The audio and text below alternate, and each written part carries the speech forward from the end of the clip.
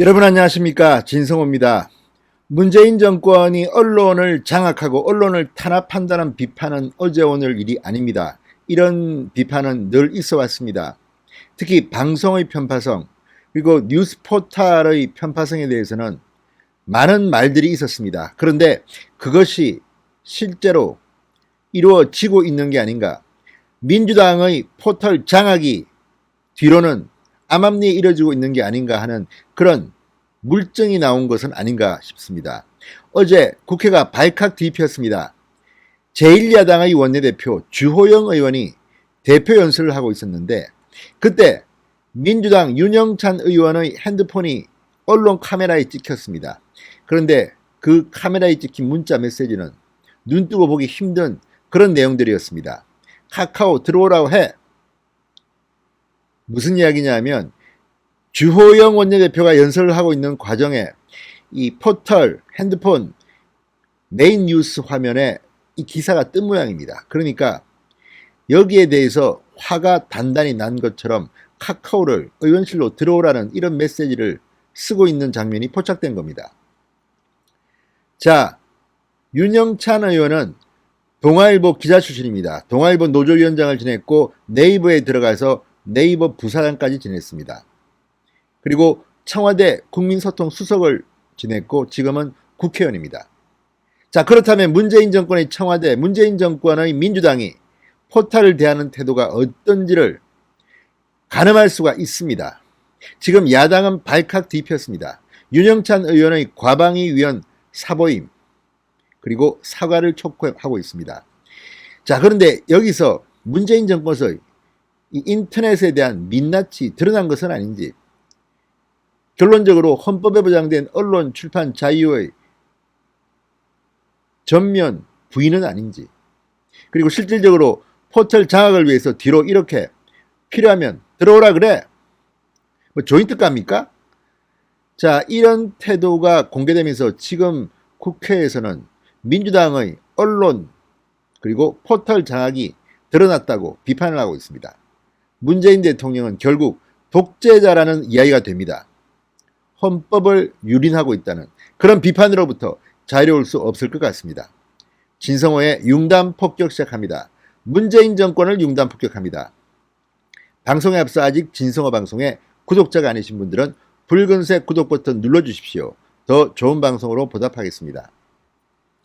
자, 어제 카메라에 잡힌 장면은 이 윤영찬 의원이 카카오의 뉴스 편집에 개입하는 의혹을 충분히 불러일으킬만 했습니다.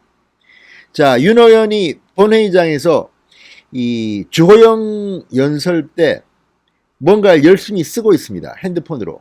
거기 보면 이 자신의 보좌진으로부터 받은 메시지 같은데 주호영 연설은 바로 메인에 반영되네요 라는 문자 메시지를 받습니다. 그러자 이거 카카오에 강력히 항의해 주세요 라고 답하는 메시지를 보냅니다. 이어서 카카오 너무하군요, 들어오라 하세요를 치고 있는 장면에서 카메라에 찍혔습니다.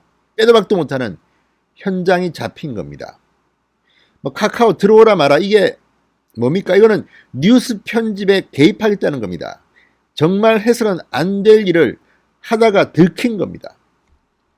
자, 국회 과학기술정보통신위원회, 과학기술정보방송통신위원회 소속 국민의힘 제1야당 의원 전원은 성명서를 냈습니다. 청와대가 윤 의원을 왜 국회로 보냈는지 드러났다. 언론에 대한 갑질, 포털 장악의 민낯이 드러난 것이다. 윤 의원의 사과 및 과방위원 사보임 조치를 요구했습니다. 자, 그러자 윤영찬 의원이 해명을 이렇게 했습니다. 어제 이낙연 대표 연설을 보면서 카카오 메인 페이지를 모니터링 했는데 기사가 뜨지 않았다. 주 원내대표는 연설을 시작하자마자 기사가 떠서 형평성 문제가 있는 것 아니냐고 한 것이다. 이렇게 말했습니다. 윤 의원은 내가 문제가 있다고 느낀 부분에 대해 의견을 전달할 자유가 있다고 생각한다. 야당이 이 문제를 정치적 사안으로 끌고 가는 데 대해 대단히 유감스럽다고 했습니다. 그런데 사실 야당 입장에서는 이렇게 항의할 수는 있다고 봅니다.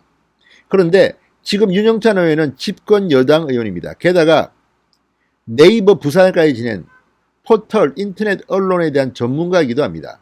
또 동아일보 기자 출신입니다.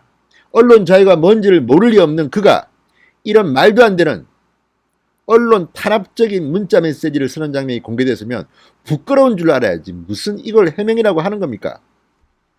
자, 그러자 카카오 측은 즉각 반박했습니다.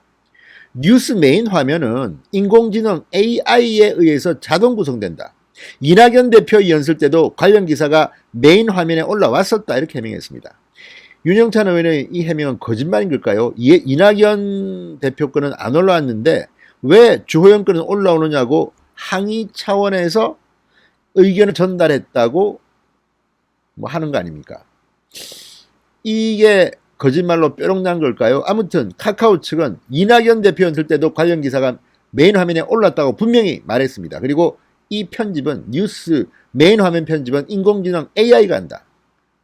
바보냐 너? 이렇게 묻는 것 아니겠습니까? 윤영찬 의원은 네이버 부사장을 지냈는데 이것도 모르냐는 식으로 들립니다. 자, 다음 카카오의 창업자인 이재용 전 대표도 페이스북에 글을 올렸습니다.